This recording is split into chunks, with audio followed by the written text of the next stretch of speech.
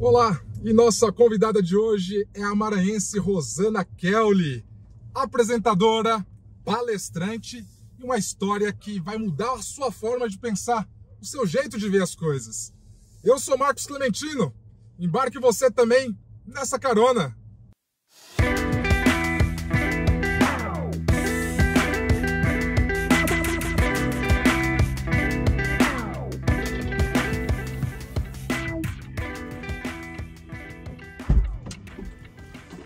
Olá! Olá! Tudo bem?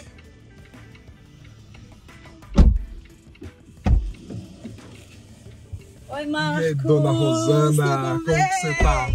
Tudo jóia? Acabei de fazer Seja um stories falando assim, vou dar uma entrevista dentro de um carro. Que honra, viu? Nossa, Ter uma mulher do trono aqui comigo. Uma mulher do trono, literalmente, ao lado de um grande homem do trono também. Obrigado, Rosana. É um prazer. Pessoal, eu encontrei a Rosana numa imersão para palestrantes da Tatiane De Angela. E essa mulher aqui, gente, é magnífica. Ela tem uma presença de palco, uma história que vocês não têm ideia o quanto essa mulher tem uma história bacana, impactante e sobretudo, sabe contar essa história. Rosana, seja bem-vinda. E eu queria que você falasse um pouquinho como foi a sua história, qual cidade você nasceu no Maranhão?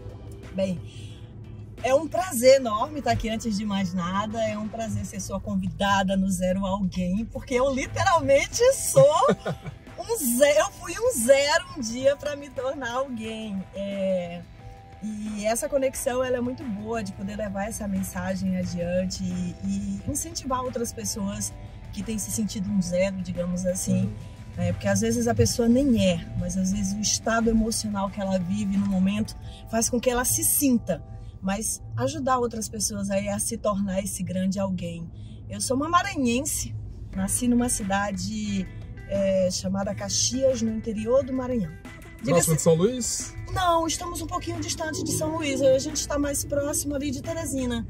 A 70, 80 quilômetros de Teresina, do Piauí. De São Luís eu estou a quase 400 km. E me conta um pouco como que foi a sua infância, a sua adolescência. Quais foram os principais perrengues e principalmente traumas que você passou, que acabou te fortalecendo para você ser essa mulher forte que você é hoje, que ensina outras pessoas a serem firmes aí no propósito? A minha história, eu costumo dizer que é o pano de fundo do meu trabalho hoje. A minha história desde a minha infância, porém eu descobri isso há pouco tempo. Até então eu não tinha essa dimensão disso. Mas eu nasci numa casinha de palha, de barro, de chão de terra batida. E que inclusive, Marcos, é onde eu tenho ali boas lembranças da minha infância. Às vezes eu sinto saudade de cheiro de barro molhado. Sério? Quem conhece o cheiro de barro molhado é um cheiro assim inesquecível. E é o cheiro da minha casa, de quando eu precisava jogar água para poder varrer o chão, porque subia aquela poeira, não tinha um piso, né? E isso marca muito a minha história, a minha infância, o barulho da chuva caindo no teto de palha mesmo, palha de coco babaçu, que é muito tradicional no Maranhão, ali pela região do Tocantins. E até os meus 12, 13 anos de idade, mais ou menos, a nossa casa ela era assim, de palha mesmo, chão de terra batida. Família grande? Eu sou de uma família grande, tanto de pai e mãe, tem muita gente, primos, tios, irmãos eu tenho vários, porque meu pai casou algumas vezes, diga-se de passagem. Mas essa história que me remete à minha infância, ali foi, naquela minha casa de barro, foi onde tudo começou, dando nome àquilo que eu hoje chamo de as minhas maiores cavernas. E as minhas maiores cavernas eu comecei a vivenciar na minha casa de barro, no Maranhão. Logo na infância, meu pai saiu de casa para constituir aquela que seria a segunda família dele. E para isso ficaram para trás eu e mais 2 irmãos. Logo que meu pai saiu de casa, em menos de 2 anos depois, a minha mãe precisou sair de casa para poder trabalhar e me sustentar. Dentro de um tempo muito recorde ali, Marcos, eu passei por 2 abandonos. Obviamente que eu ressalto isso sempre. Você tinha quantos anos nessa época? Eu tinha 5 anos quando meu pai saiu e eu tinha menos de 7 quando a minha mãe precisou ir trabalhar. E nós ficamos sob a responsabilidade dos nossos avós. Eu deixo isso muito claro. A minha mãe, ela precisou sair, né? A minha mãe é a minha maior admiração, a minha fonte de inspiração. Mas se a minha mãe ela não tivesse saído de casa, nós teríamos morrido de fome. Nós não tínhamos mesmo o que comer e ela precisou fazer isso. A minha mãe, eu costumo dizer que ela abriu mão da maternidade dela para poder nos sustentar. Ela não teve o privilégio de nos ver crescer, de nos ver dar os primeiros passos, acompanhar na escola. Nada disso ela pôde viver. E depois, ficando ali na responsabilidade dos nossos avós, um pouquinho mais tarde, já chegando ali nos meus 8, 9 anos, eu comecei a vivenciar uma rejeição muito grande pela minha avó, que eu cresci chamando de mãe, que eu amava e sempre amei muito. E nesse período, logo em seguida, eu vivenciei ali o primeiro contato com o abuso sexual em forma eu gosto de deixar isso bem claro, porque às vezes as pessoas elas têm o abuso sexual muito como, infelizmente, como ato sexual, mas não. O toque sexual, ele é um abuso desde que ele não seja permitido. E foi isso que eu comecei a vivenciar ali ainda na minha infância. E infelizmente... Isso dentro de casa? Dentro de casa. E infelizmente isso, todos esses traumas ali nos meus 12 primeiros anos de vida, digamos assim, me acarretaram muitas dores para minha fase jovem, adolescente, adulta e mulher. De fato, grandes cavernas. E quando que você veio para São Paulo? Eu vim para São Paulo no ano de 2004. Eu tinha 22 anos quando eu cheguei em São Paulo. E eu cheguei em São Paulo já fugindo de uma dessas cavernas. A minha chegada em São Paulo foi uma fuga. Eu estava saindo de um relacionamento que já durava 5 anos e que, por sua vez, era um relacionamento abusivo. Mas que eu demorei muitos anos para descobrir. E eu tenho certeza que muitas mulheres que possam estar nos vendo agora, que acompanham o seu canal, muitas mulheres elas possam se encontrar em lugares como esse. De viver um relacionamento abusivo e não entender por que ela não consegue sair daquela situação. Às vezes nem entende que é um relacionamento abusivo. Não entende, e eu bato muito nessa tecla, Marcos, por quê? Porque uma mulher que ela vive um relacionamento abusivo, ela vive a dependência emocional de algo. Lógico que com 22 anos eu também não sabia disso, sei disso hoje por ser uma terapeuta e ser uma mentora de mulheres. Mas até então eu também não sabia disso. E eu acarretei durante a minha vida muitos problemas emocionais relacionados à vida sentimental por conta dessa dependência emocional. E foi dessa maneira que eu cheguei a São Paulo, saindo desse relacionamento, muito ferida, muito machucada. E no dia 7 de março de 2004, eu chego em São Paulo para começar uma nova fase da minha vida, uma fase como ambulante.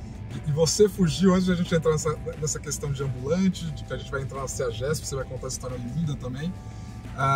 Você fugiu, simplesmente abandonou, não falou nada para ninguém, pegou as coisas e veio. Como foi os detalhes dessa história, no quesito dinheiro, para você conseguir vir? É bem importante você falar sobre isso, Marcos, porque eu costumo dizer que isso foi uma fuga, porque quando eu saí do meu relacionamento, lá no ano de 2003, meados de 2003, eu tinha 21 anos, ia fazer 22 anos, eu comecei a vivenciar aquela situação. Eu já não estava mais com a pessoa, mas a pessoa começou a entrar naquele ciclo ameaçador. Se eu ver você com alguém, não vai dar certo. Se eu encontrar você com outra pessoa, não vai dar certo. E eu louvo a Deus que naquela época eu já tive essa maturidade, ainda que eu não tivesse. Por já conhecer aquela pessoa, o quanto ele era agressivo, o quanto ele era violento, pois eu já vivia dentro de um relacionamento em um nível abusivo no âmbito físico e emocional. E aí eu comecei a ficar com medo daquelas ameaças. Eu comecei a pensar, ele ameaça e eu acredito que ele faz. É o que muita mulher não consegue fazer. Ela vive dentro de relacionamentos onde ela vive sofrendo ameaça, onde ela é coagida e ainda assim ela não consegue sair daquela situação. Agora você acha que a pessoa não sai, às vezes é amor ou é 100% medo? Porque tem alguns casos que a pessoa gosta tanto que ela tolera esse tipo de violência, né? Vale a pena ressaltar uma frase que eu uso nas minhas palestras, nas minhas mentorias e treinamentos. Não existe amor abusivo. É uma crença de que aquilo ali seja amor, mas não é. É uma doença, é uma dependência, é um estado emocional que faz com que a pessoa crie uma mentalidade de amor, só que não é amor. Não existe amor que faz mal para o outro. Amor, ele vem de Deus. Amor é a presença de Deus em nós. Então, não dá para justificar uma pessoa que te faz mal, que te agride, que te humilha, né? Que faz com que você viva uma situação de aprisionamento emocional. Não podemos chamar isso de amor. Mas quando a pessoa vive essa doença, esse estágio emocional doentio, ela acredita que sente. E ela dá nome a isso de amor. Mas deixo isso bem claro. Até para justificar não é porque amor. Passa por tudo isso. O porquê passa por tudo isso. E eu entendi ali naquela época que aquelas ameaças, elas poderiam se tornar reais.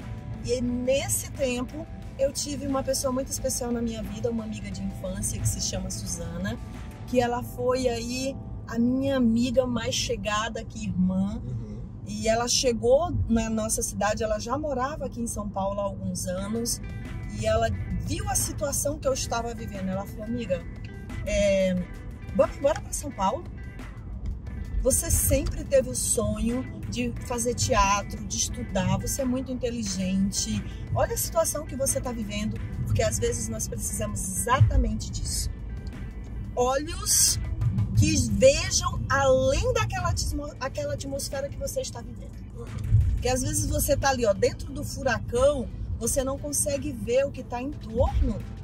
E aí nesse momento chega alguém lá de fora. Para conseguir enxergar o planeta que você vive. Exatamente, chega alguém lá de fora que olha e fala assim: você ainda não se deu conta do que você está vivendo, mas você está vivendo uma situação que você precisa mudar isso para que você possa chegar em outros lugares.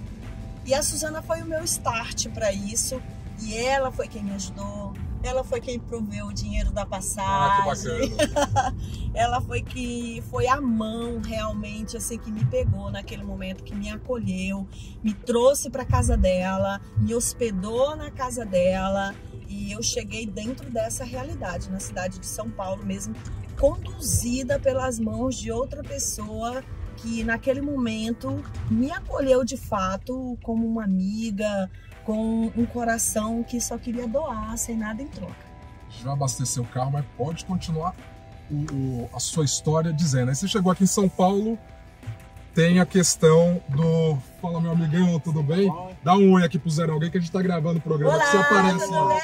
Se apresenta. Esse daqui é meu amigão também, ó. Se apresenta pra turma. Sou o Thiagão, do posto São Paulo 2. Seja bem-vindo, pessoal. Obrigada, Thiago. Um prazer. Mestre, você coloca 100 de gasolina pra mim, por favor? Enquanto isso, eu vou pegar uma água. Então, Rosana, aí a gente tem a questão que você chegou como ambulante, já foi no CEAGESP para trabalhar? Marcos do céu, essa chegada ela é histórica para mim até hoje.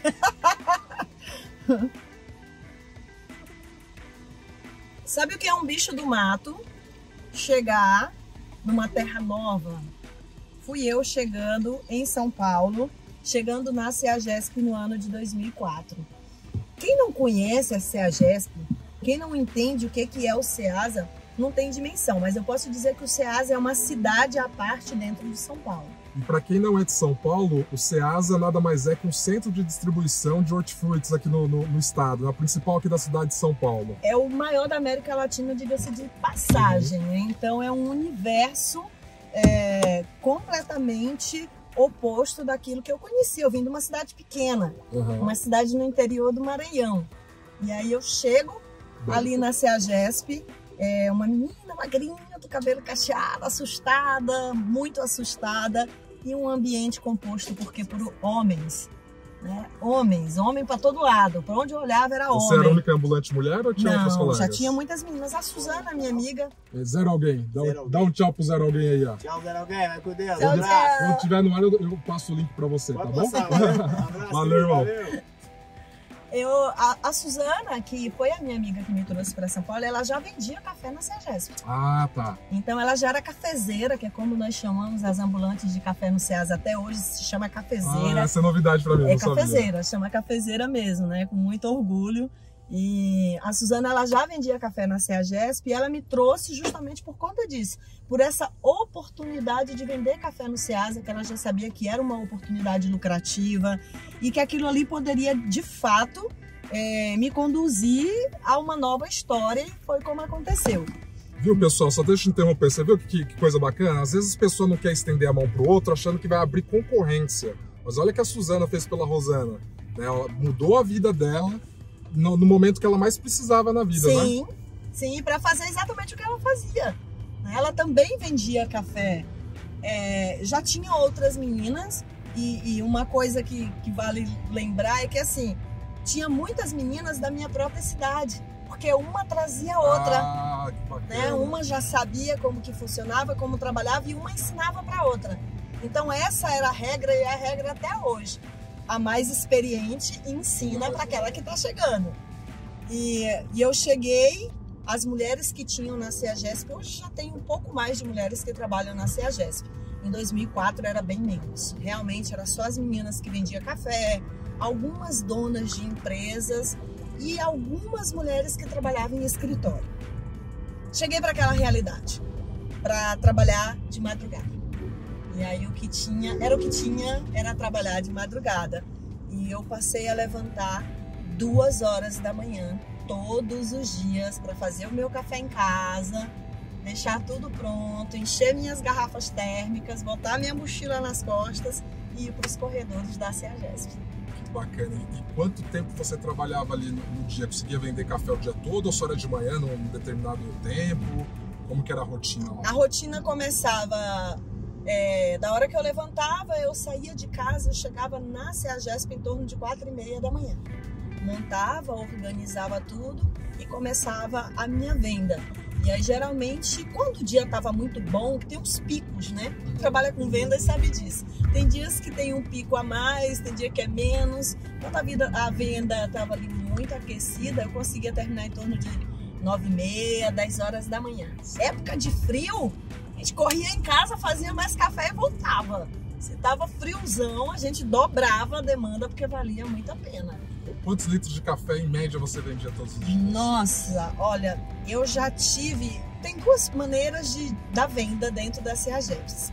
Tem aquela que a gente chama que é a venda do individual, onde eu tenho o cliente que eu passo na firma dele todo dia, no mesmo horário. E tem isso também, é o mesmo horário, então eu já sei como atender.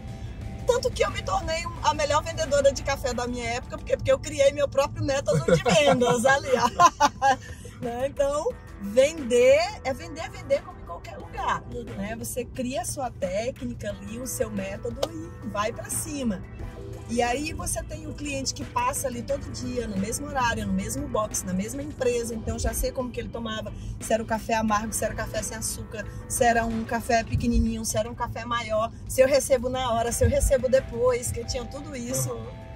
E tem aquela venda da garrafa que a gente deixa na empresa.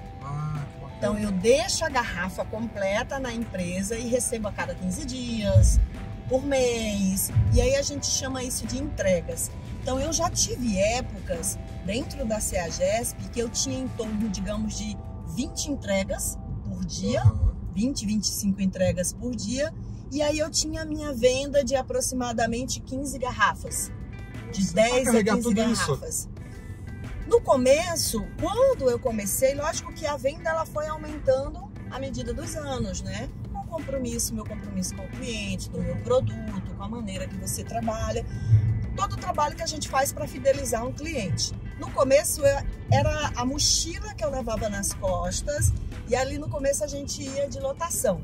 A lotação pegava em casa, a mochila já estava pronta e aí no começo era só a venda do individual, 10, 12 garrafas, levava nas costas, pesada, mas levava nas costas. À medida que a venda foi aumentando, as entregas foram chegando, a quantidade de garrafa foi aumentando. E aí eu já comecei a organizar naquelas caixas plásticas, pela própria caixa da CEAGESP. organizava as garrafas, comprei o carro, então já colocava no carro, né? Já não tinha mais a dependência da lotação. E aí já levava dessa maneira, organizado nas caixas, porque a demanda aumentou. Você sabe que você falou de um ponto que você chama de entrega, né? Isso. Já era ali o pessoal no final do dia ou num determinado horário. E eu, quando tinha 11 para 12 anos, eu vendia picolé, eu vendia no bairro e eu percebi que na feira livre, né, onde vendia fruta, tudo, era um lugar que no final do expediente também era onde eu vendia no atacado, né? Não precisava ficar convencendo um a um, oferecendo o picolé um a um. Pegava ali 40, 50 feirantes e eu ia já no final da feira. Era um rapaz que me pagava de todo mundo, né? Ele cobrava depois do pessoal, então pra mim chegava a ser fácil, mas até descobrir esse caminho demorou um tempo. Caminhou um pouquinho. Agora, você falou do seu sucesso na venda do café, e até pra gente já ir pegando um pouquinho para dar dica para quem tá assistindo.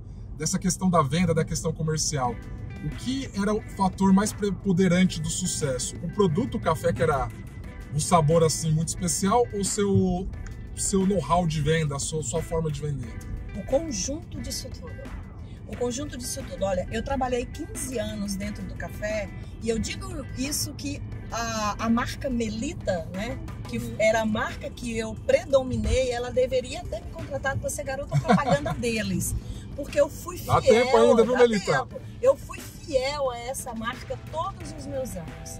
Eu não trocava o meu pó. Então, assim, o meu pó era aquele, independente dele estar mais caro ou mais barato no supermercado, o meu pó era sempre o mesmo. O açúcar era sempre um açúcar de qualidade. Então, ter um produto de qualidade é o primeiro passo para você fazer o que? Fidelizar o seu cliente. E era o que eu fazia. Independente de que meu produto fosse um café, mas eu precisava entregar um produto de qualidade para o meu cliente todos os dias.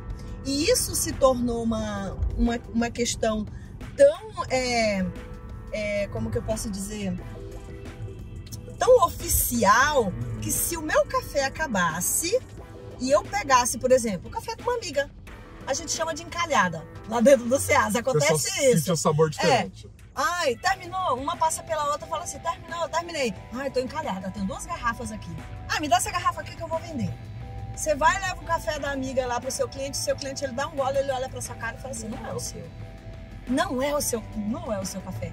Por quê? Porque você conseguiu construir uma história com aquele cliente de qualidade no sabor, na temperatura do café, tá bem quentinho, o café tá quentinho, tá com açúcar no ponto ideal de que o cliente gosta. Então, isso foi algo que eu mantive durante todos os meus anos como cafezeira. E durante os anos, eu fui entendendo a maneira de atender esse cliente. E qual que é o gosto do pessoal em geral, que você se tornou especialista, Sim. né? É mais açucarado, é mais amargo, é mais ralo? Qual que é o gosto mais médio forte, aí? mais amargo. Todas as meninas que vendem café, cada uma tem o seu perfil de café. E você vai fidelizar o seu cliente mediante a maneira do seu café. Exato. O cliente que tomava café comigo, que era fiel ao meu produto, era um cliente que gostava de café mais forte e mais amargo. Então, eles já sabiam que essa era a referência do meu café.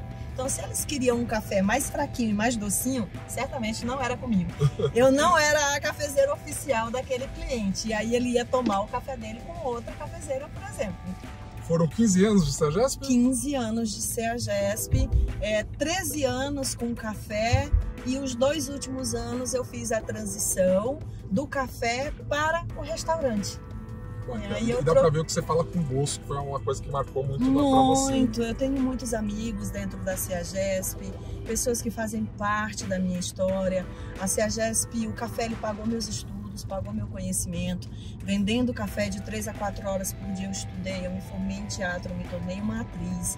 E eu conquistei todos os meus sonhos, daquilo que eu sonhei naqueles meus anos de ambulante de café, eu conquistei vendendo café.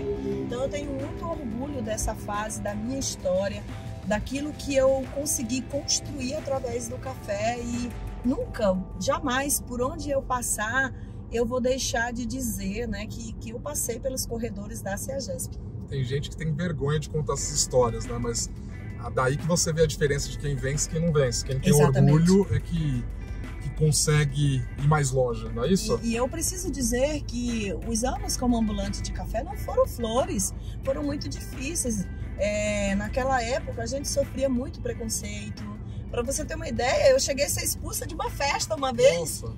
Eu fui expulsa de uma festa uma vez porque as mulheres, as esposas, as namoradas, elas tinham muito ciúmes das meninas que vendiam café dentro da CEAGESP. Pegava um grau de amizade? Muito. E nós éramos consideradas mesmo nos lugares onde a gente chegava, as pessoas olhavam pra gente de olho torto mesmo. Às vezes as meninas que vendiam café, muitas vezes chegavam em lugares e falavam assim, não fala que a gente vende café. Eu falei, ora, eu vou esconder o que eu faço? Cheguei no Luciano Huck, no programa do Luciano Huck no ano de 2006. O que você faz? Vendo café lá no Ceasa. Pronto, carimbei a minha marca. E jamais vou esconder isso, de onde eu vim, o que eu fiz, porque foi essa história que me impulsionou para ser quem eu sou hoje. E aí você deu várias entrevistas na TV por conta disso. Como que a televisão chegou até você para contar a sua história? As pessoas... O Ceasa, ele está sempre em evidência, né? Se a gente entra ali na rotina do Ceasa, a gente sempre vê entrevistas, matérias. E ali nos meus anos, 10 anos ali, os 10 primeiros anos de Ceasa, as pessoas, isso tudo começou a chamar muita atenção. Porque eu era a menina que vendia café, mas eu era a menina que fazia teatro. Eu era uma atriz que vendia café. E isso começou a chamar muita atenção. E aí a história, uma passava para outra, que passava para outra. Aí vinha uma TV, fazia uma entrevista, a outra se interessava, a outra chamava. E isso foi crescendo, foi aumentando. Era muito curioso isso. As pessoas falavam, mas você vende café, e você vai para TV, e você vai para entrevista. Eu falei, isso mesmo. Isso começou a chamar bastante atenção na mídia. E começou aí. E me conta um pouquinho da vida de atriz. O que você fez de bacana, que marcou? A vida de atriz, ela ficou mais nos meus sonhos, digamos assim, porque nós sabemos que o mercado para o mundo televisivo, ele é digamos assim... 0,001%. Exatamente, né? Às vezes é mais esforço do que resultado. E para te falar a grande verdade, a vida como atriz, ela nunca pagou minhas contas. Ela nunca me sustentou. E isso fez com que eu fosse ficando dentro do Ceasa. Eu sabia que eu tinha um potencial incrível, mas infelizmente eu não conseguia chegar lá. Eu cheguei a fazer várias vezes entrevistas, testes de filmes, assim, que eu chegava na reta do gol e no teste final não conseguia, né? Então, isso foi me frustrando ao longo dos anos e eu fui meio que me desvinculando e fui indo para os bastidores. E nos bastidores eu consegui me encontrar de uma maneira mais feliz.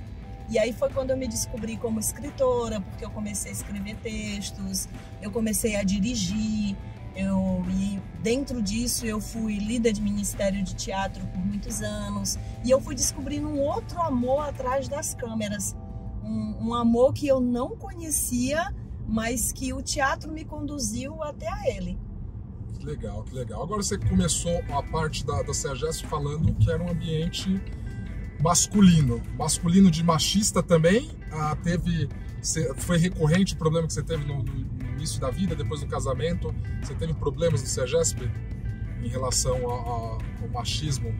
O CEAGESP, ele é ambientado por homens de todos os tipos. Eu falo isso no meu livro. CEAGESP, você vai encontrar homens de todos os níveis culturais, de todos os níveis de conhecimento, e é um lugar onde nós precisamos, como mulher, saber como nos comportar dentro da CEAGESP. E isso demorou muito. Demorou muito para que eu tivesse esse entendimento de saber como me comportar como profissional e saber que eu estava ali para vender o meu produto, para vender o meu café e saber separar o que era pessoal do meu profissional. Mas logicamente que me trouxe muitas dores, a imaturidade, o não conhecimento de uma inteligência emocional, que é muito importante para você se comportar dentro de um ambiente onde envolva pessoal, sentimental e profissional.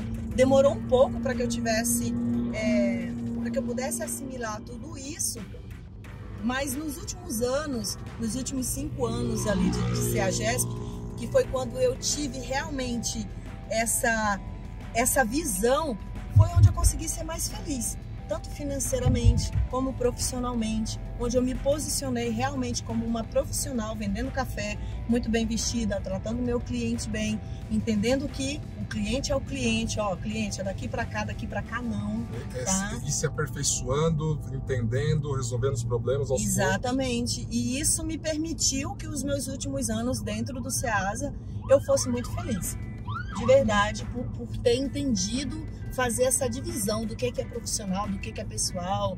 Independente do lugar que você esteja, você precisa ter esse posicionamento. Qual que foi o maior perrengue que você passou vendendo café? Eu tive alguns desrespeitos, né, dentro da CEAGESP e isso foi muito difícil de lidar em alguns momentos. Dava vontade de desistir, de não voltar. Tinha muitos casos de assédio, tinha muitos casos de pessoas que não respeitam aquilo que você está fazendo, e às vezes porque outras meninas se comportam de uma maneira, generaliza e você é interpretada pela mesma maneira. E eu tive algumas situações de assédio que me machucou muito naquela época, e também pela falta de maturidade, mas que depois eu consegui levar adiante. Mas um momento bem difícil dentro da CEAGESP para mim foi quando eu entrei dentro de um quadro depressivo pela primeira vez. E eu tive depressão, eu desenvolvi depressão, eu fui diagnosticada com depressão. E quando eu tive depressão pela primeira vez, eu abandonei assim, o meu trabalho, eu não consegui mais trabalhar. E foi quando eu realmente perdi tudo pela primeira vez. Muita gente, principalmente quem não teve ou não teve um parente próximo, uma pessoa muito próxima com depressão, ela não entende. Ela acha que muitos dos sintomas ou comportamento da pessoa que está com essa doença é um mimimi, é frescura, é fricote, enfim. Qual que age, qual é o comportamento de uma pessoa com depressão e como que você conseguiu sair disso, dessa paralisia que o cérebro causa na pessoa? O meu primeiro diagnóstico de depressão, algumas coisas me marcaram tanto.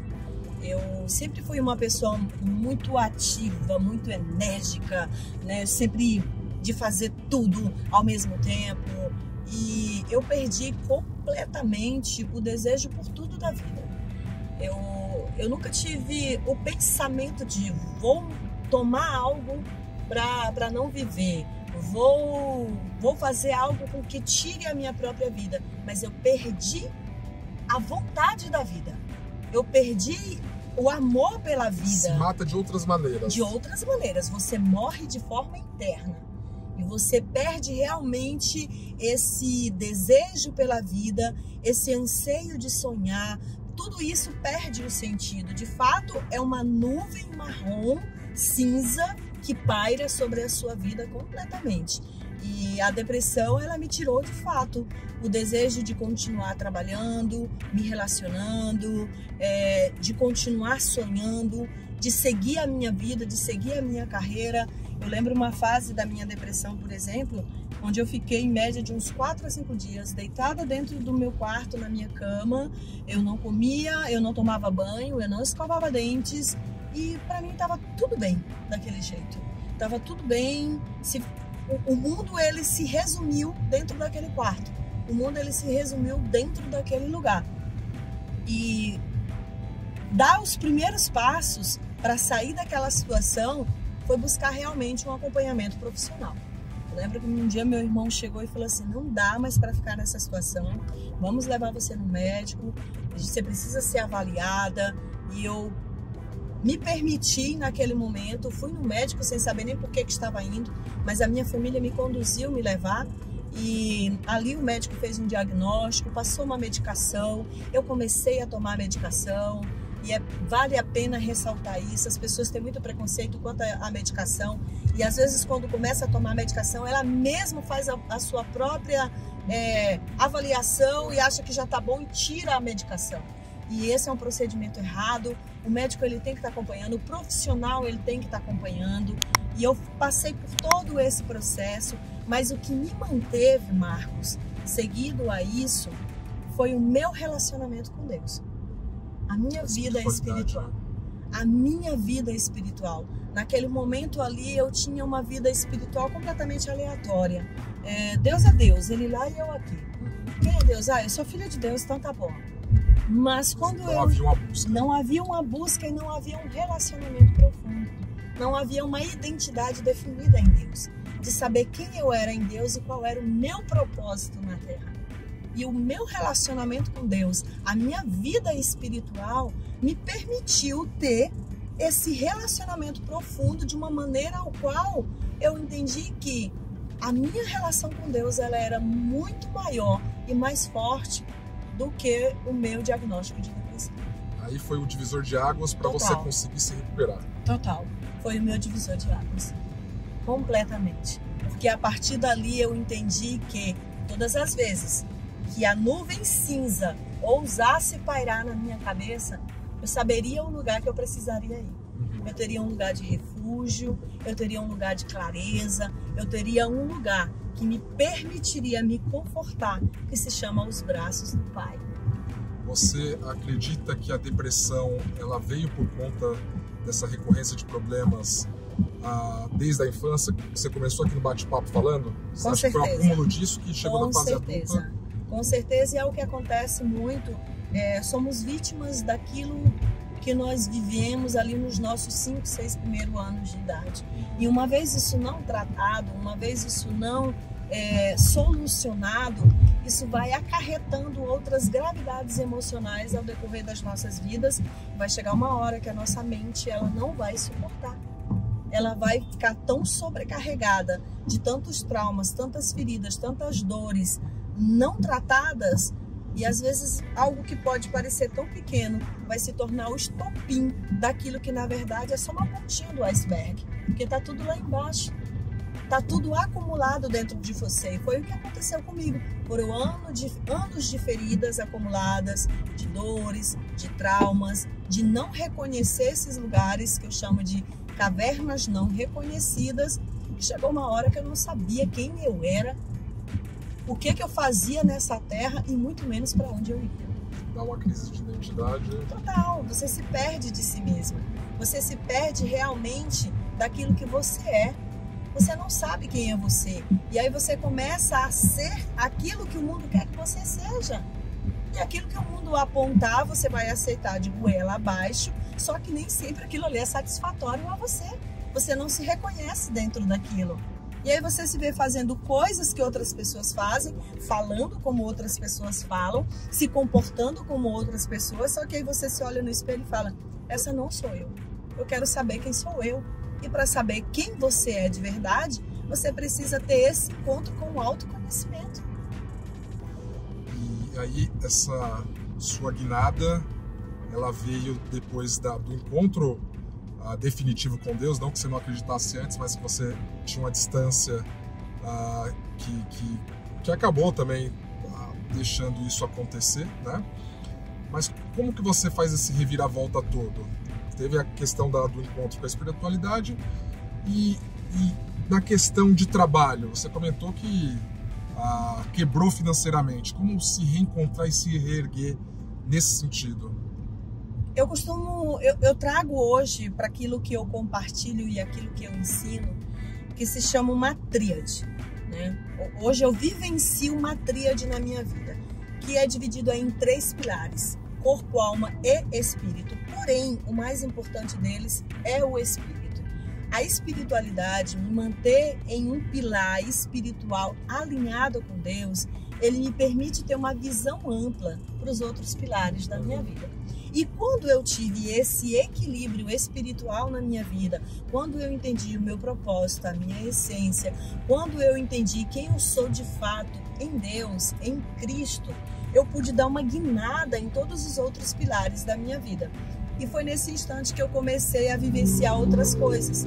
Eu entendi que eu era vítima das minhas emoções. E o que não me permitia fluir na minha vida era o meu estado emocional.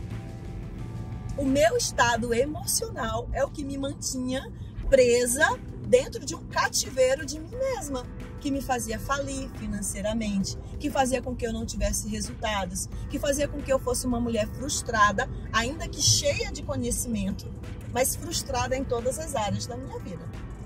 E a gente para de culpar os outros e tem a autorresponsabilidade e começa aí a mudança. É o mimimi falado, né? Porque aí você começa a ser uma pessoa mimizenta, você começa a reclamar de tudo, tudo tá ruim, nada tá bom, nada presta, só que você esquece de olhar para o lugar principal, o seu próprio eu. O que você tá fazendo para mudar isso? O que você tá fazendo para sair dessa situação, para deixar de ser um zero e se tornar alguém, por exemplo? Eu tive esse start, eu tive essa percepção de entender que ninguém ia fazer por mim. Chegou uma hora... Dependia 100% de você. Totalmente. E foi nesse momento que eu olhei para trás e vi que, caramba, eu vim até aqui, eu sobrevivi há anos vendendo café na madrugada, dormindo 3 horas por dia, 4 horas por dia, trabalhando no sol, na chuva, no calor, sempre dependi, no frio, muito frio, sempre dependi exclusivamente da minha força de vontade. Então eu cheguei agora nesse lugar, tô falida financeiramente, não tenho R$1, não tenho um gato para puxar pelo rabo, digamos assim. E aí vou fazer o quê? Vou entrar nesse lugar de ficar, ó céu, ó mar, ó vida. Não, calma, peraí. Eu tenho, sabe, eu sei quem eu sou e eu sei para onde eu quero ir. E comecei a me movimentar quanto a isso. E foi nesse instante que eu fiz aí dos limões uma limonada e dei atenção. E de qual forma? Isso buscando conhecimento? Buscando conhecimento. Ou através de terapia? Buscando conhecimento. Eu passei por todo o processo, sabe? Eu respeitei a mim mesma de entender que eu precisava conhecer a mim mesma. Precisava realmente colocar os meus monstros para fora e vencê-los. E quando eu venci os meus monstros, eu falei, agora eu já sei como fazer. Se eu venci os meus monstros, eu posso ajudar outras pessoas. E daí você acha que você passou por tudo isso para encontrar seu propósito? O segredo é exatamente esse. O propósito sai da dor, geralmente é assim? O propósito, ele sai da dor, daquilo que você vivencia, daquilo que você passa. E a missão, ela é unicamente uma, ajudar o outro. Quando você se posiciona para ajudar o outro, com aquilo que você viveu, as coisas elas mudam de uma maneira que você às vezes nem entende e você olha e fala, caramba, mas estava tudo aqui, ó, diante dos meus olhos, eu não sabia. Faz assim, né? Faz assim, sabe? Nada por acaso. Nada por acaso. Deus, ele nos coloca em uma situação de que ele permite que passamos por todas as coisas, mas a decisão de transformar aquilo, ela é unicamente nossa. Ela é unicamente nossa. E ali eu percebi que eu tinha uma grande história, que eu poderia compartilhar aquela história com outras pessoas e eu comecei a dar sentido a isso. Falei, eu venci isso aqui, eu cheguei até esse lugar, então eu vou levar isso adiante. E de que maneira eu vou fazer isso? Ajudando outras pessoas. Porque eu percebi que havia muitas mulheres, que é a minha veia mais latente, que é o meu público mais frequente, havia muitas mulheres que ainda não tinham conseguido chegar nesse lugar, sabe? De pegar esse lugar de dor, esse lugar de prisão e se posicionar e dizer, não, eu também posso fazer isso, eu também posso vencer isso. Não é a situação financeira que vai determinar, sabe, Marcos? Não é isso. Você pode sim não ter R$1 no bolso hoje, na sua conta, mas você tem algo dentro de você muito vivo que se chama o seu eu, que se chama a sua vida, a sua história, que vai te permitir se levantar para poder dizer assim, caramba, eu vou vencer isso aqui, eu vou conquistar esse lugar, eu vou me tornar alguém para poder chegar numa manhã e levantar e dar a mão para outras pessoas e dizer, vem, é possível. Tem a história de alguém que você... Primeiro, quantas mulheres você já ajudou nesse período de mentora, terapeuta, palestrante? Eu tenho hoje, em média, eu já faço um trabalho direcionado só para mulheres. Aí nos meus 2 últimos anos eu foquei 100% em mulheres. Levando em consideração que eu tenho ali as minhas redes sociais, onde as mulheres me acompanham diretamente, grupos, palestras, eventos, eu já posso dizer que eu já alcancei aí um número de mais de 1000 mulheres que já foram tocadas pela minha vida, pela minha história e que diretamente estão em contato comigo nessa busca de vencer esses lugares de dores e conquistar uma vida próspera, saudável, feliz. Bacana, parabéns, viu? Parabéns. E tem algum caso que você possa compartilhar, lógico, não falando da identidade da pessoa, mas algum caso que te comoveu, que você contribuiu com essa pessoa mudou de vida? Eu tenho uma aluna específica, e vou falar o nome dela porque ela é muito orgulho para ela. Uhum. Eu tenho uma aluna, uma mentorada, que ela se chama Andréia. E aí um dia a Andréia me procurou, ela me encontrou através de um vídeo no TikTok. Ela viu um vídeo meu no TikTok onde eu falava justamente de dores emocionais que eu venci. E um dia eu recebo essa mensagem da Andréia e a Andréia fala assim: eu já passei em terapeuta, psicólogo, tudo que foi profissional, ninguém pôde me ajudar. Eu vi o seu vídeo e eu acredito que você vai ser a pessoa que pode me ajudar. Forte isso. Aí eu falei, tá bom. Até então eu achei que certo, faz parte do meu propósito, só que eu não esperava que o histórico da Andréia fosse tão pesado. Eu não esperava, Marcos. Marcos, quando eu ouvi o histórico da Andréia, eu falei assim, Deus, eu vou dar conta disso aqui? E aí eu comecei um trabalho com a Andréia que se chama Mentoria CAESP, que é a minha mentoria hoje para mulheres. É uma mentoria onde eu trabalho os 3 pilares da mulher e eu faço um raio-x emocional realmente para entender todas as dores emocionais dessa mulher. No 3º atendimento da Andréia, a Andréia começou a apresentar um resultado que foi uma coisa assim incrível. No 2º atendimento dela, ela falou assim, eu vou pular da janela. Ela falou, não quero saber quem eu sou porque tá mexendo nas minhas feridas, eu vou pular essa janela. Era muito pesado o histórico dela. E no 3º atendimento dela em diante, eu comecei a ver um resultado incrível da Andréia. Hoje nós estamos praticamente finalizando o processo dela de mentoria. Ele é um processo de 15 atendimentos. Nós estamos finalizando o processo dela. E hoje eu posso dizer que a Andréia, ela é um dos cases que eu me apaixono e que me faz olhar e dizer assim, vale a pena. A Andréia perdeu peso, a Andréia cortou cabelo, a Andréia está estudando, vai fazer faculdade. E todos os atendimentos com ela, as pessoas olham para ela e falam assim, gente, o que você fez com a Andréia? Que transformação foi essa na vida da Andréia? E eu olho para a Andréia e falo assim, é sobre isso. É sobre pegar mulheres que estavam tão destruídas como eu estava um dia, como a Andréia estava um dia, e fazer ela olhar para a vida dela e entender que faz sentido. E entender que vale a pena olhar para si mesma e não desistir de si mesma. Você também é apresentadora de rádio, tem o programa na Rádio Nova Difusora em Osasco, Mulheres do Trono. Isso. Conta um pouquinho quando que passa, quem pode acompanhar, fala qual horário, como encontrar, qual que é o dial da Nova Difusora? Nova Difusora FM 79.9. O programa passa na internet também para quem quiser? O programa passa na internet, pelo YouTube da Nova Difusora FM. Ele tem transmissão tanto pela rádio 79.9 FM Osasco, tanto quanto pelo YouTube da Nova Difusora FM e também a gente consegue fazer um trabalho acompanhar pelo próprio Instagram também. E você trabalha em conjunto com outras mulheres? Com outras parceiras, porque eu entendi, Marcos, que o que eu faço, ele não é para levar o meu nome. É para alcançar vidas. Eu falo que o meu propósito é alcançar o maior número possível de mulheres a vencer as suas cavernas. E quando eu idealizei o Mulheres do Trono Cast, eu quis ter comigo outras profissionais que pudessem ajudar outras mulheres. Então, dentro do programa, nós temos uma educadora financeira, que é a Vanessa Eusébio, que ajuda mulheres a vencer cavernas na vida financeira.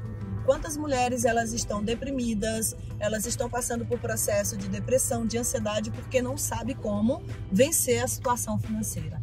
E aí a gente tem a Vanessa, que faz esse trabalho. Nós temos a doutora Fernanda Coutinho, que foi inclusive a profissional que cuidou da minha mente, que eu faz um acompanhamento com ela até hoje, de neurometria. Para quê? Para poder baixar a ansiedade, para poder dormir melhor, Então a doutora Fernanda vem com esse auxílio e eu tenho a Flávia Salim, que é uma empresária, uma coach e que vem também ajudando as famílias, as mulheres casadas, as esposas, as mães dentro do programa. Então nós conseguimos envolver todas essas mulheres, levando para essas mulheres um conteúdo toda sexta-feira às 15 horas, ao vivo, de maneira que elas possam serem amparadas por conteúdos que auxiliem e ajudem elas a vencerem cavernas em todas as áreas da vida dela, seja ela mental, espiritual, física, emocional, financeira, para que ela possa olhar que há saída para esses lugares, sair desse lugar de dor realmente e conquistar uma vida melhor, que é o que toda mulher merece, que é o que toda mulher do trono merece. O que me chamou a atenção é que nosso primeiro contato, estava vendo você no palco, lá com a boca aberta, assim, pela sua presença de palco, história, enfim. E aí eu procurei seu arroba para mandar uma mensagem no Instagram e aí mandei no direct. E aí você falou, na hora que as primeiras palavras que você falou comigo, eu fiquei feliz em saber que um homem está gostando do meu trabalho, né? Imagino que você deva ter rejeição por conta dos homens que não entendem essa questão de machismo. E você trata também quem é a vítima do caso, que é a mulher. Agora, para o homem que está assistindo, qual que é o conselho ou puxão de orelha que você pode dar para educar o sexo masculino, né, para sair desse machismo estrutural que a gente vive? O que eu posso dizer é que o meu trabalho, o nosso trabalho hoje, que ele é de certa forma direcionado para a mulher, homens, prestem atenção no que eu estou dizendo aqui. Certamente você está ao lado de alguma mulher, seja esposa, seja mãe, seja filha, seja namorada, sempre vai ter uma mulher aí em convivência com você. Então pensa aqui comigo, se eu faço um trabalho especial com uma mulher para ajudar essa mulher a vencer suas cavernas, sair da sua zona de dor, quem vai ganhar? Além da própria mulher. Obviamente que é você, homem. Então seja um incentivador de trabalhos que são voltados para tratar a saúde emocional da mulher. Porque uma vez que nós tratamos dessa mulher e conseguimos conduzi-las para ter uma vida saudável, uma vida próspera na sua vida emocional, quem está ao redor vai ganhar muito. Então, assim, é de suma importância ter esse apoio do homem, sabe? De olhar para uma mulher e entender que uma mulher que está doente emocionalmente, ela precisa desse amparo, ela precisa desse apoio, ela precisa, sim, dessa mentalidade de cura e transformação. E ter o apoio do homem é essencial para isso. Você acha que o homem faz isso pelo próprio DNA? Não diria DNA, porque nem 100% também eu ia generalizar caso eu estivesse falando dessa forma que vem do DNA do homem, né? Mas você acha que ele faz propositalmente esse tipo de coisa? Ou é algo que está tão enraizado, que passou de geração para geração, que o homem tem essa atitude sem saber que está fazendo? A palavra de Deus ela é muito clara quando ela diz assim: conhecereis a verdade e a verdade vos libertará. Eu acredito que seja falta da busca do conhecimento, sabe? Onde ele se permite ficar dentro daquela caixa, se comportando como um todo, mas se ele realmente abrir a sua mentalidade para um conhecimento mais amplo, ele vai se comportar de uma maneira diferente. O conhecimento vai conduzir ele a um comportamento diferente. Então é ter respeito quanto a isso, sabe? Respeitar esse posicionamento, sair dessa questão realmente de que o homem ele tem que estar aqui nessa X posição e a mulher na posição Y. Não, quando se trata de saúde emocional, Marcos, o respeito ele tem que ser validado num todo. Quando a gente fala dessa questão que você criou da caverna, que foi uma sacada muito bacana para você contextualizar um problema que a gente vive. Agora, o ser humano ele tem várias cavernas, né? Você trouxe uma delas que foi pela experiência, a dor que você passou. Pela sua experiência de vida, qual que você acha que é a principal caverna, aí vale tanto para homem quanto para mulher, que faz com que essa pessoa deixe de prosperar e ter sucesso na vida e se tornar alguém? A principal caverna que todo ser humano ele precisa vencer consigo mesmo todos os dias é a da sua própria mentalidade, do seu próprio eu, sabe? Do achar que ele é incapaz. Porque aquilo que ele alimenta na mente dele realmente é o que vai fazer com que ele seja ou não. Então a mentalidade, a nossa mentalidade volta é quem para o nos emocional, limita. de qualquer forma. Volta, não tem como sair do emocional, Marcos. Porque se você, quantas pessoas elas são ricas financeiramente falando, mas elas estão doentes emocionadas, presas onde? Nas suas crenças limitantes. Presa onde? No seu passado. E aí ela não consegue ser feliz. É a falta de dinheiro? Não. Porque ela tem o dinheiro, mas ela não consegue ser feliz. Então tudo está envolto sim do seu próprio eu, da sua mentalidade. Então a maior caverna que nós precisamos vencer todos os dias é a caverna com nós mesmos. Agora, com o excesso de informação que a gente tem na internet, muita gente vendendo, lógico que buscar informação é muito bom e tem cursos excelentes. Eu sou um consumidor de curso online, de mentoria, gosto bastante e faz com que eu me desenvolva. Mas ao mesmo tempo tem muito picareta no mercado vendendo coisa. E aí vende também como se fosse um passe de mágicas. Olha, assiste meu curso, comprou aqui, você saiu da depressão, você teve sucesso, e a gente sabe que é uma construção e às vezes com médio e longo prazo, né? Não é do dia para o outro. Qual que é o passo a passo que você daria para uma pessoa que se encontrou na situação que você esteve para chegar onde você está hoje? Olha, sabe aquela história do boca a boca? Ele ainda funciona, que é uma beleza, você concorda? Não tem nada melhor do que você estar com um profissional, que você conheça pessoas que já passou com aquele profissional e possa realmente certificar aquilo ali. Porque exatamente o que você falou, tá cheio de gente hoje vendendo falsas promessas, milagrosas, né, nas redes sociais, na internet. Mas o mais importante de tudo é você realmente pesquisar quem é esse profissional, saber realmente o que esse profissional faz, ouvir outras pessoas que já foram atendidas por esse profissional, quais são os cases desse profissional, quais são os resultados desse profissional. Eu, por mim mesma, eu sou o meu melhor case, no meu próprio método.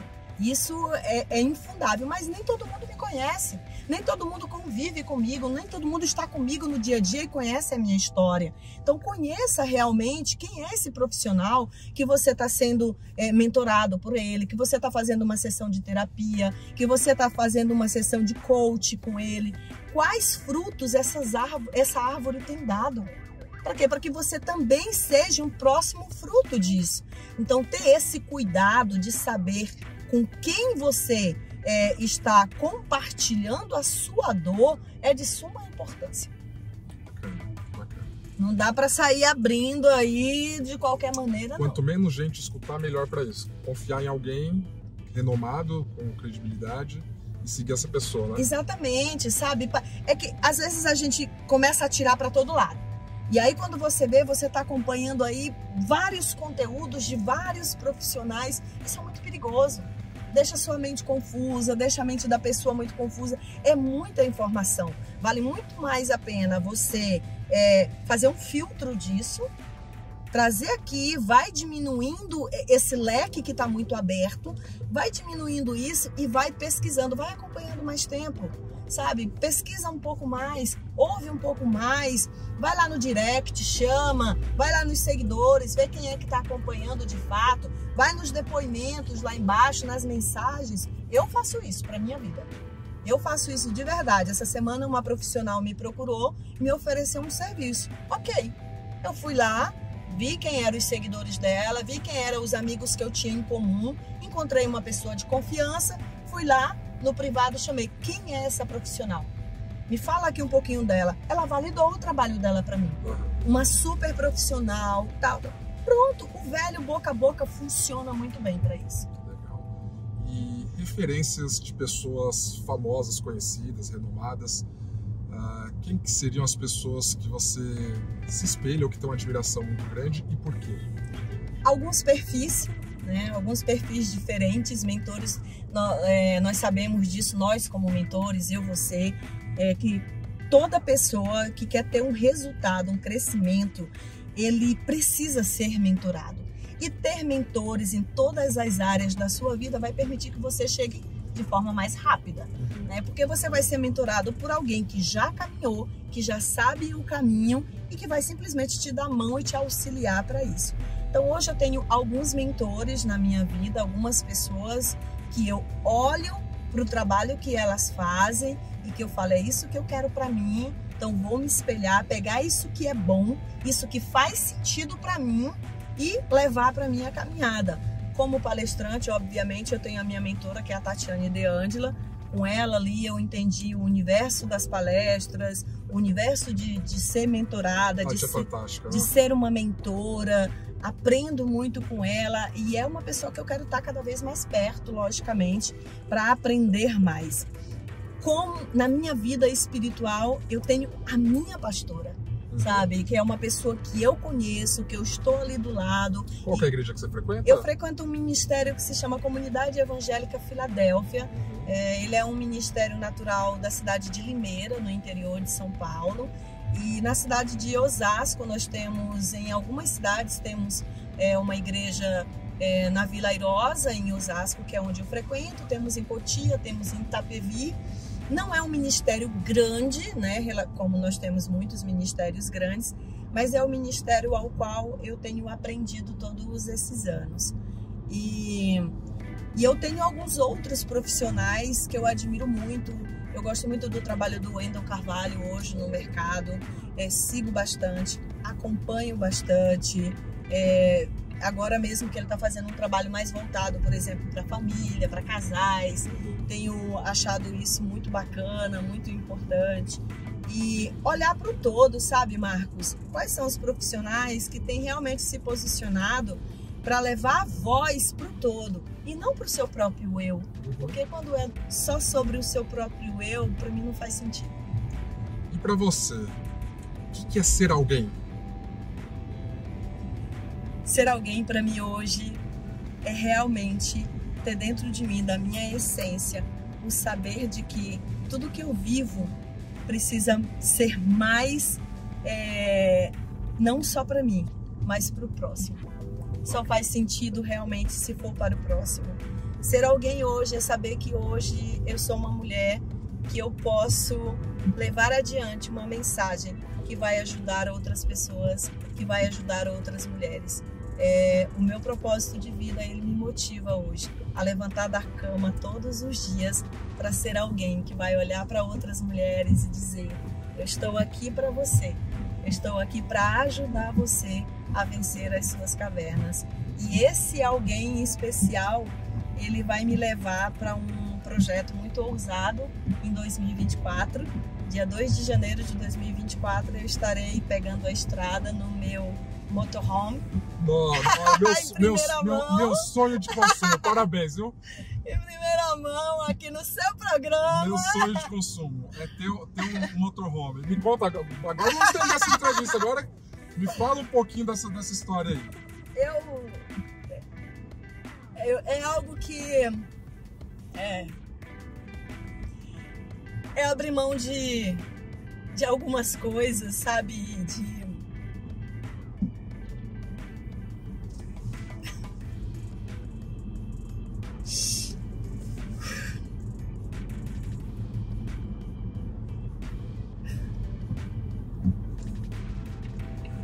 Talvez a vida de outras mulheres, elas possam ter sido tão linda, tão fácil. Às vezes olhar para a vida de uma mulher, quando eu fiz 40 anos, tudo mudou, né? Eu fiz 40 anos em janeiro de 2022 e tudo mudou. E aí eu olhei para minha vida e eu falei, eu tive uma vida diferente. Mulheres na minha idade, geralmente, elas já estão casadas, são mães, têm uma carreira brilhante, e eu vivi o contrário disso tudo. E quando eu entendi o meu propósito, quando eu entendi aquilo que Deus tinha me chamado para fazer, eu falei: Deus, eu quero viver isso de forma intensa, e eu quero fazer o meu melhor para aquilo que o Senhor me chamou para fazer. E a minha primeira casa, eu nunca tive uma casa de construção. Uhum. Então Deus me mostrou que a minha casa ela seria uma casa móvel, que seria um motorhome. E Deus confirmou isso através de orações, através de coisas que queimaram meu coração. Então eu abri mão de absolutamente tudo para viver isso. E em 2024 eu estarei estreando esse projeto na estrada. Eu quero levar minha palestra para mulheres que nunca tiveram a oportunidade de ver uma palestra. Demais. Eu quero chegar em interior, zona rural, parar o meu carro, montar o meu palco e dizer para mulheres da caverna para o trono, chegou até aqui para permitir que vocês também se tornem uma mulher do trono. E eu vou fazer isso com muito amor, e isso tem queimado assim o meu coração, e eu já estou trabalhando. Obrigado por compartilhar aqui conosco. E eu já estou trabalhando em prol a isso. Que bacana. Quando eu te convidei para participar, eu não conheço o Maranhão, é um dos poucos lugares que eu não conheço aqui no Brasil, tenho muita vontade de ir, mas eu tenho uma experiência muito bacana com maranhenses. Então, a minha madrinha de casamento, e foi quem me deu abrigo quando eu fui morar fora do país, lá na Austrália, era maranhense, amigona até hoje, Helena Carvalho, e esposa do Tupinambá, 2 filhos lindos, né? E eu comentei que você ia participar aqui. Ela sempre brinca muito com os linguajares lá do Maranhão, coíra, vomarocá, né? Então eu venho aprendendo um pouco o idioma maranhense através dela. E eu tenho uma outra grande amiga que trabalha comigo, que é a Vânia Sena, também do Maranhão, uma história fantástica. Ela é de Barra do Corda, né? Uhum. E tem um outro amigo que se tornou um maranhense, mas é nascido em São Paulo, porque mora lá há muito tempo, que é o Alex Barbosa, que é da TV Mirante, né? Que era repórter, agora se tornou diretor dessa afiliada da Globo lá no Maranhão. Eu tive na TV Mirante ano teve passado. Lá? Então, Alex eu fui vice-campeã de um reality de arroz na TV Mirante. Que legal, que bacana. E o Alex agora, recentemente, se tornou diretor, um sujeito que me ajudou demais, né? A mãe dele também é Dona Rose, um beijão. E, poxa, é muito legal tê-la aqui. Obrigado por contribuir conosco, parabéns, continue nessa missão. E eu queria que você deixasse sua mensagem final para quem está em casa, no celular, onde estiver assistindo. Talvez você tenha olhado para a sua vida hoje e você possa acreditar que nada tenha feito sentido até aqui. Mas em meio dessa falta de sentido, eu posso te dizer isso com toda alegria no coração, que Deus ele faz nova todas as coisas. E se Deus te conduziu nesse caminho até aqui, pode ter certeza que Ele está te preparando para algo maior, assim como Ele está me permitindo viver hoje. Eu venci todas as minhas cavernas para chegar até aqui, para poder olhar para o próximo e dizer assim, eu venci e você também pode vencer.